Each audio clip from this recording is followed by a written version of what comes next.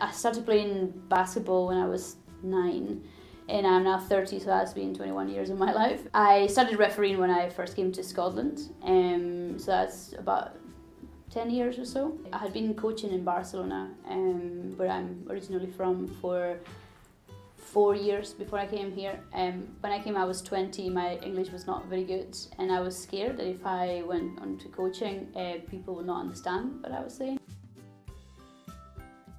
I didn't even plan a career in refereeing per se. It was almost accidental. They were running the course and they had a couple of spaces free, and I was happy to do it. And also I thought it would probably be more entertaining to make some money out of refereeing than of having a part-time job, although I did have a part-time job at the time. The course at the time was only 1 day. It had an hour or two of class practice, and then you did an hour of practice on a court. So, you know, how to blow your whistle, which sounds very silly, but it is very difficult. I did a summer tournament just for to warm up, and a couple of months later I started doing some games, and it slowly sort of built up. It took from doing the course until actually started refereeing my first games. It took a couple of months to get that going, but once the people know who you are and know that you're willing to referee, they'll take your phone number, I'm telling you.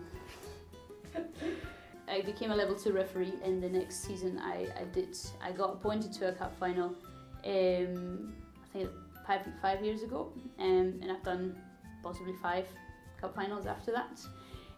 I then started refereeing senior women, I started refereeing senior men, which was a big highlight. At that same time I went to Scania in Sweden, and I had really good feedback from some of the best international referees in the world, Ligia LaMonica and Julian Chantal, who was the first woman to referee a men's Olympic final. The latest sort of achievement was to become level 3, which I did about 18 months ago, which is a qualification that allows you to referee senior men's National League, which is the top level in Scotland.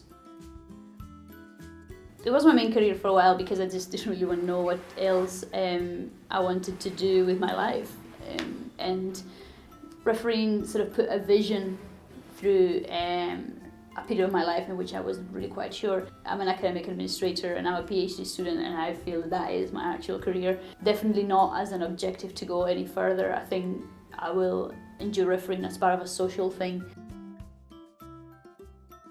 For a really long time I was studying and I was working and I was refereeing, and you know, even up until like several months ago I was doing all those things together. You can balance as many things as you want. It's just about finding how. 5 words, I'll definitely go for passion, rules, and without rules we won't have basketball, sadly. Resilience, definitely, you need that to survive certain environments. The spirit of the game, you have to understand what that is, and you have to love it, and you have to truly feel it in order to actually referee well. Camaraderie, your refereeing can be an isolating thing, but is actually an isolating thing with other people, and the support group and the support network that you have in other referees is absolutely invaluable. At the very beginning there'll be many situations you have to learn from, and it could be a bit overwhelming, but actually that feeling passes, and it gets so much better. I'd say to really not give up. Refereeing is very rewarding. It has given me some of the best or the proudest moments in my life, I have to say, and also the scariest. It's hard to beat that thrill, so it really does get much better. So the very beginning can be very difficult, but if you stick at it, you can become a really good referee. I have no doubt everyone can do it.